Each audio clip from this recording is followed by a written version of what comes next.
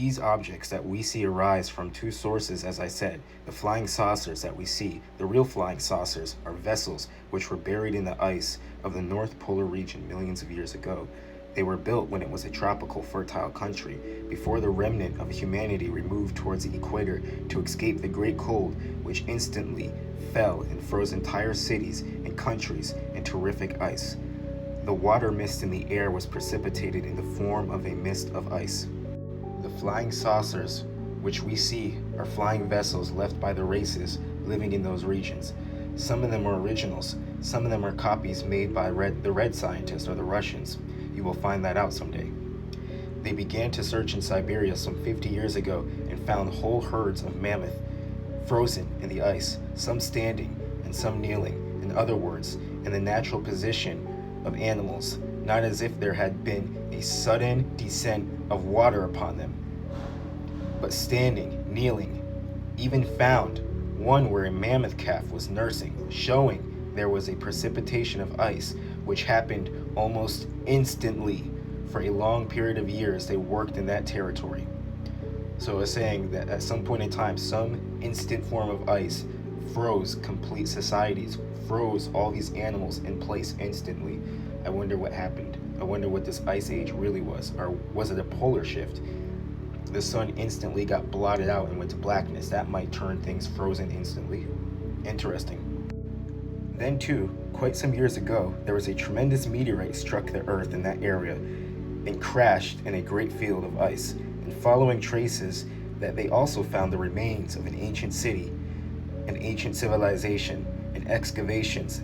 There they found records, maps, graven upon metal that did not corrode with time.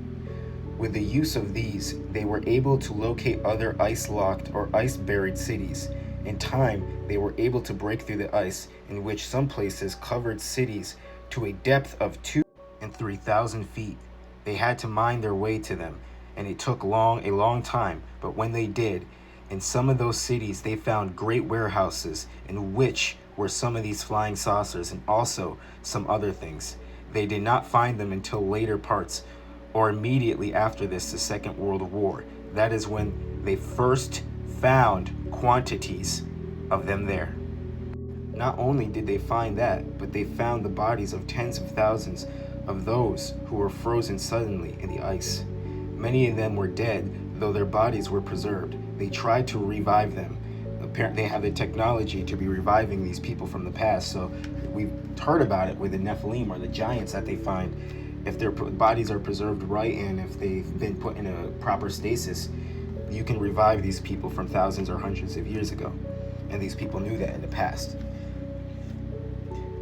They have spent a great deal of time in Russia attempting to freeze and revive animals and humans, so they've been testing this out for a long time. But these bodies that they found, in most part, they could not bring to life, but they revived some. Interesting. Unfortunately, the ones they revived, now get this, were not men as we know men. They were not of the great race or even of the subsidiary races who lived and existed in more than less of an Edenic state, and which had these flying vessels. The ones that they found still alive were not men, but they were those of the serpent race. They still could live as a cold-blooded creature can live in spite of vast ages. Now, if you know, certain reptiles can put themselves into a stasis. I know in Florida, or not particularly Florida, because Florida doesn't actually get that cold during the winter. I know places like Georgia, Mississippi, places known as the true south, but a little farther north from the tropics of Florida. It gets pretty cold some winters, and the alligators will kind of poke their noses out, or the alligators will sit at the bottom of a lake and just, for absolutely freezing temperatures, which they would kill them usually, they hibernate in and it can survive for a good period of time. So this checks out. Creature can live in spite of vast ages because of particular qualities of this serpent race, reptilian shapeshifter, those who are spoken about in the Emerald Tablets of Thoth, warning us that they disguise themselves as human. They hate humans, they hate the sons of Adam, and they've been working with certain nations, as we see Russia, and most definitely the United States they've been working with to make this planet a dark planet, to make sure that this planet never ascends to the higher purpose it's supposed to, and we stay at the outer uh, outer edges of the so-called universe. Now, in the book of The Secret of the Flower of Life, it talks about how a reptilian race, a very evil, dark race, came here, and is their main goal. That some people here on this planet are sent here because this is a prison planet. Some people are sent here quickly to evolve, to get their things in check. Like in the book, it talks about how the Hebrews came to advance certain people. Like you can tell the Israelites, the Essenes, certain types of people on this earth are just naturally light workers, or naturally good people. And you can tell what nations and what groups of people on here naturally tend to go towards destruction, atomic bombs, killing off animals, killing off people, hiding history, hiding libraries, trying to burn down ancient temples, trying to hide ancient discoveries. They had a great deal to do with the fall of Atlantis. So very quickly, I'm going to use the brothers, Neophyte DAG, shout out him. Emerald Tablets of Thoth, we learn about the serpent, or we learn about the reptilian race that they joke about, that they've referenced so many times in media, so many times in TV shows, so many times in movies, telling us that there's a group of people. And by the way, look at this guy right here. And I was just talking to somebody about a certain nations of people obsession with dogs and reptiles. You walk into their house and we know that there's a certain type of people, the same type of people that are obsessed with dogs, that are overly obsessed with dogs to the point where people make videos about it, talking how obsessed they are with dogs. You'll also walk into their counterpart's house and you'll see a bunch of reptiles in cages. You'll see them with owning 50 million lizards, 50 million snakes, 50 million cold-blooded creatures. Very, very interesting. But anyway, let's get back to the serpent. The Emerald Tablets of Thoth. Let's see if I can read that small. Like, I got the book over here, but it's early in the morning. I'm not trying to pull it out and trying to find it. I gotta go soon. But yet beware, the serpent still liveth in a place that is open at times to the world.